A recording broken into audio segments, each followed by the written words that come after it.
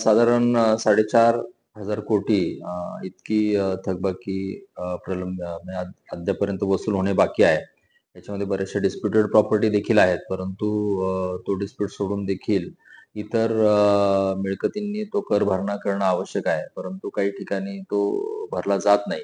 तर त्यामुळे पुणे महानगरपालिकेतर्फे बँड पथक आपण एक तयार केलेलं आहे आणि साधारण 5 झोनमध्ये 5 ठिकाणी हे बँड पथक काम करेल. याच्यामध्ये ज्यांच्याकडून हा मिळकत कर भरला जात नाही किंवा तो थकवला जातो, तर अशा या मिळकतींवर हे बँड पथक जाईल. त्याचप्रमाणे आमचं वसुली पथक देखील त्या ठिकाणी जाणार असून प्रथमतः त्यांना नोटीस दिली जाते. त्याच्यानंतर मग वॉरंट इश्यू केलं जातं आणि वॉरंट नंतर मग ती मिळकत ही जप्त केली जाते.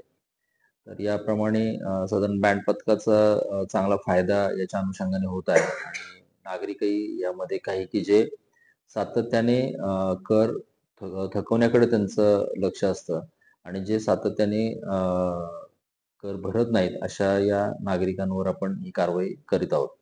ही युक्ती जी लढवली आहे ढोल वाजवण्याची किती दिवस झालं सुरू केली आणि किती कर मिळवलाय याच्या माध्यमातून? साधारण आता आपण एक 4 एक दिवसापासून ही कार्यवाही सुरू केलेली आहे.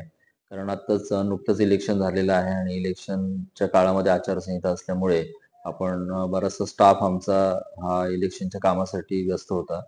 आता तो स्टाफ पुन्हा जॉइन झालेला आहे. त्या अनुषंगाने ही कारवाई मोठ्या प्रमाणात आपण सुरू केलेली आहे आणि साधारण मार्चपर्यंत ही कारवाई कंटिन्यू राहील. समाविष्ट गावांच्या बाबतीत काही असं करणार आहात? समाविष्ट गावांच्या बाबतीत अद्यापपर्यंत शासनाचा निर्णय झालेला नाहीये. त्यामुळं त्या ठिकाणी तरी सध्या ही कारवाई होणार नाही. परंतु शहरामध्ये की जी जुनी हद्द आहे, त्या जुन्या हद्दीमध्ये ही कारवाई मोठ्या प्रमाणात सुरू राहणार आहे.